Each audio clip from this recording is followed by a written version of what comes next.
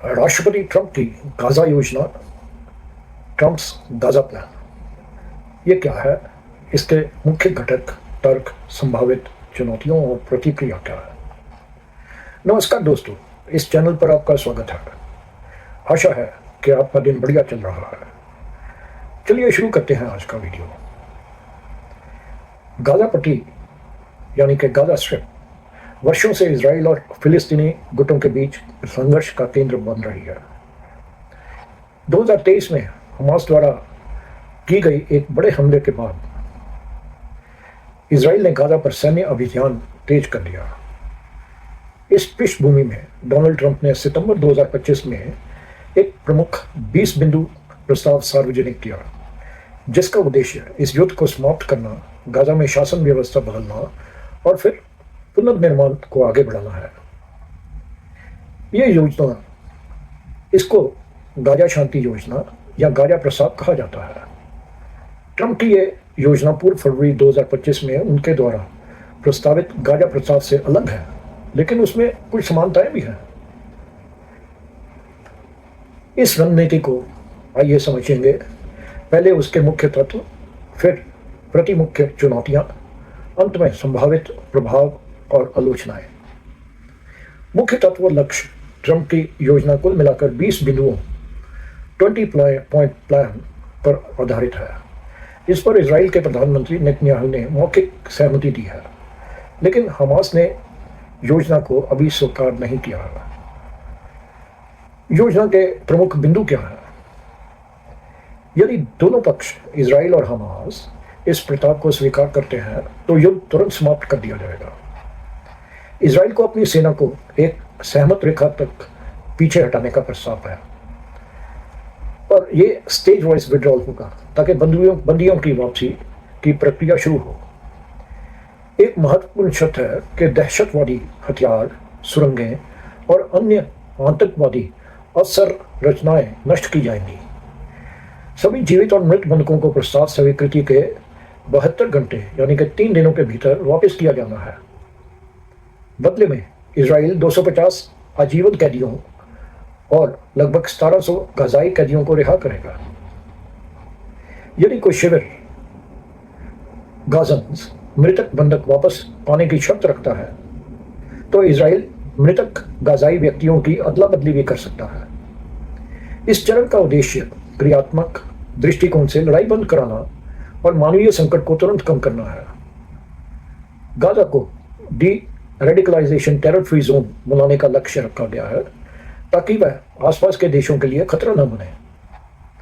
Hamas के सदस्य जो हथियार छोड़ने, हिंसा न करने और शांति का वचन देने को तैयार हों, उन्हें माफी यानी कि एमनेस्टी दी जाएगी। वे सदस्यों के लिए सुरक्षित रास्ते, सेफ पैसेज का विकल्प भी दिया जाएगा यदि वे गाजा छोड़ना चाहें। एक अंतर्राष्ट्रीय स्थिरता बल, इंटरनेशनल स्टेबलाइजेशन फोर्स यानी कि ISF, तैनात किया जाएगा जो आंतरिक सुरक्षा सुनिश्चित करेगा और निगरानी करेगा। गाजा की पुलिस और आंतरिक सुरक्षा बलों का पुनर्गठन किया जाएगा ताकि वहां की कानून व्यवस्था सुचारू हो सके। यह स्पष्ट किया गया है कि इजराइल को गाजा का पूर्ण नियंत्रण जारी रखना नहीं है और वह गाजा को एनेक्स नहीं करेगा। गाजा में एक तकनीकी, टेक्नोक्रेटिक और गैर राजनीतिक पॉलिटिकल सत्ता व्यवस्था स्थापित करने का प्रस्ताव है। इस सत्ता को एक पीस बोर्ड या बोर्ड ऑफ पीस द्वारा अंतर्राष्ट्रीय निगरानी दी जाएगी, जिसमें ट्रंप स्वयं और अन्य वैश्विक हस्तियां शामिल हो सकती हैं, जैसे कि मान लीजिए टोनी ब्लेयर इसमें शामिल हो सकते हैं।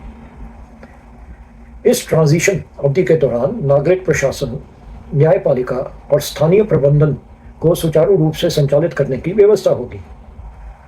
मानवीय सहायता और पुनर्वास कार्यक्रमों पर नियंत्रण, वितरण और निगरानी में अंतर्राष्ट्रीय संस्थाओं जैसे संयुक्त राष्ट्र और रेड क्रॉस की भागीदारी होगी। जिस अवधि तक यह अंतरिम प्रशासन चलेगा, उसके बाद यह विचार किया जाएगा कि गाजा को पूर्ण स्वायत्तता या पुनः फिलिस्तीनी प्रशासन के अधीन लाया जाए या नहीं। गाजा की बुनियादी अवसंरचना, सड़कें, जलपूर्ति, स्वास्थ्य, बिजली आदि को पुनर्स्थापित और विस्तार करने की योजना है। एक विशेष आर्थिक योजना जिसको कि हम बोलेंगे ट्रंप इकोनॉमिक डेवलपमेंट प्लान, बनाई जाएगी, जिसमें विशेषज्ञों की समिति ये तय करेगी कि किन क्षेत्रों में निवेश किया जाए, नवाचार कैसे हो और गाजा को कैसे एक आर्थिक हब बनाया जाए। किसी हद तक ये प्रस्ताव है कि गाजा को मध्य पूर्व का एक आर्थिक चमत्कार नगर यानी कि मिरेकल हाईटेक जोन बनाया जाए। मानवीय सहायता और विदेशी वित्तीय सहायता को बड़े पैमाने पर शामिल करने का प्रस्ताव है। विशेष आर्थिक क्षेत्रों, निवेश जोन और सार्वजनिक निजी भागीदारी पीपीपी मॉडल का प्रोत्साहन मिलेगा। वर्तमान योजना सीधे तौर पर फिलिस्तीनी राज्य के गठन की घोषणा नहीं करती है, लेकिन ये एक संभावित मार्ग, फ्यूचर पाथवे छोड़ती है यदि गाजा पुनर्स्थापित हो जाए और प्रशासन सफल सिद्ध हो। यह कहा गया है कि फिलिस्तीनी प्राधिकरण यानी कि पैलेस्टीनियन अथॉरिटी को भी सुधार करना होगा और शासकीय रूप से सक्षम बनना होगा ताकि वह राज्य निर्माण के लिए बुनियाद तैयार कर सके।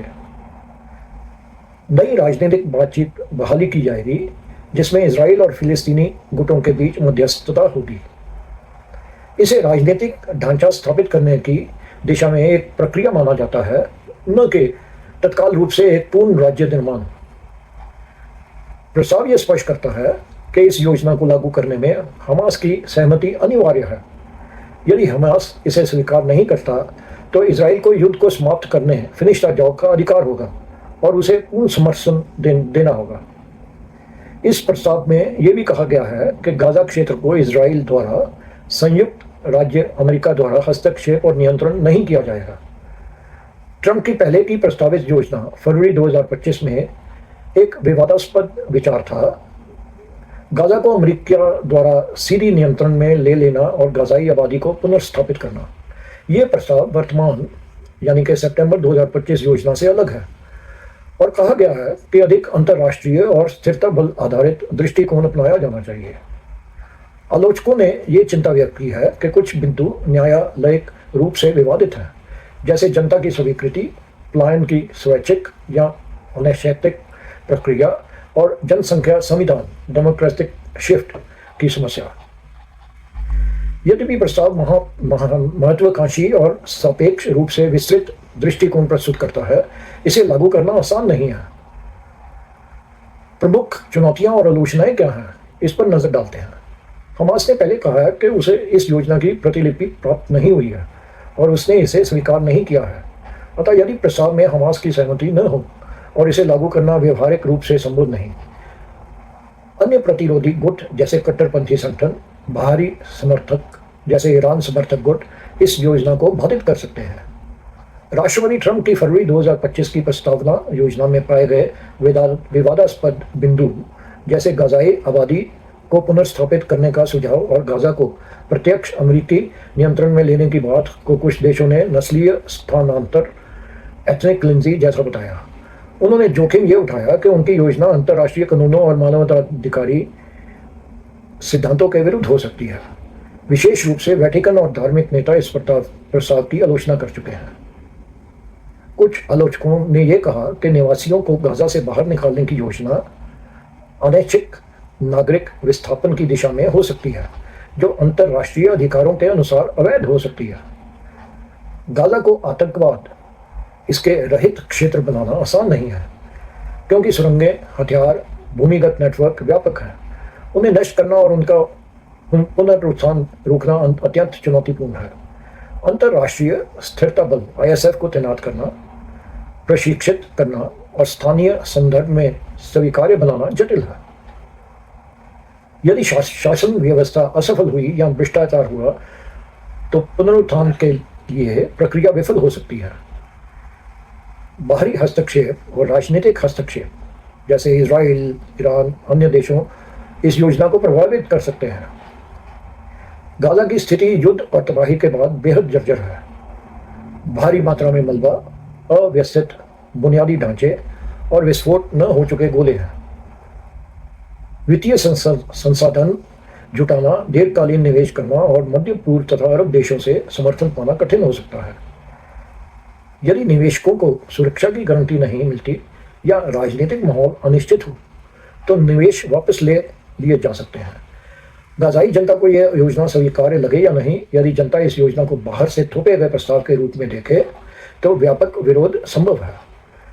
यदि स्थानीय समुदायों को योजना में शामिल नहीं किया गया तो उनकी राय नहीं ली गई तो उसे वैधता मिलना कठिन होगा। पुनर्स्थापना के दौरान विस्थापित लोगों को लौटने का अधिकार, भूमि स्वामित्व, मुआवजा देना आदि विवादित हो सकते हैं। ये योजना चरणबद्ध रूप से लागू होने को कहती है और कई कदमों के बीच तर्कसंगत समन्वय आवश्यक है। यदि एक चरण में देरी होती है या बाधा आती है तो आगे की योजना प्रभावित हो सकती है। राजनीतिक परिवर्तन, सरकारों का बदलना या अंतर्राष्ट्रीय समर्थन में कमी योजना को अस्थिर कर सकती है। गाजा योजना सफल हो सकती है या नहीं ये इस पर निर्भर करेगा कि कितनी दूर इसे व्यवहार में लाया जा सकता है। लेकिन यदि लागू हो जाए तो इसके संभावित प्रभाव हो सकते हैं। यदि हथियारबंद हिंसा रोकी जा सके और गाजा में कानून और व्यवस्था बहाल हो सके तो ये क्षेत्रीय स्थिरता में योगदान दे सकती है। युद्ध विराम और पुनर्निर्माण से जनता को राहत मिलेगी। अस्पताल, शिक्षा, जल, बिजली आदि सेवाएं बहाल हो सकती हैं। गाजा की अंतरिम प्रशासनात्मक व्यवस्था यदि सफल हो जाए तो भविष्य में पूर्ण शासन अधिकारों की ओर पहला कदम हो सकती है। यदि कई देश इस प्रयास में शामिल हों और गाजा पुनर्निर्माण में निवेश करें तो मध्य पूर्व सामरिक गठबंधनों पर इसका असर हो सकता है। राजनयिक दबाव और क्षेत्रीय राजनीति ट्रंप की योजना अरब देशों, ईरान, इजराइल और अन्य गुटों के बीच राजनयिक खेल को बदल सकती है। यदि योजना विफल हो जाए तो पुनर्रूपदार प्रयास निराशा में बदल सकते हैं, विद्रोह और प्रतिरोध बढ़ सकते हैं और पर्यावरणीय, सामाजिक और आर्थिक बोझ बढ़ सकता है। चलिए निष्कर्ष देखते हैं। ट्रंप की गाजा योजना 20 बिंदु शांति प्रस्ताव एक महत्वाकांक्षी और जटिल रणनीति है जो गाजा में युद्ध को समाप्त करने, सुरक्षा व्यवस्था बदलने, शासन प्रणाली को पुनर्गठित करने और पुनर्निर्माण को सक्रिय रूप से आगे बढ़ाने की दिशा में सोचती है।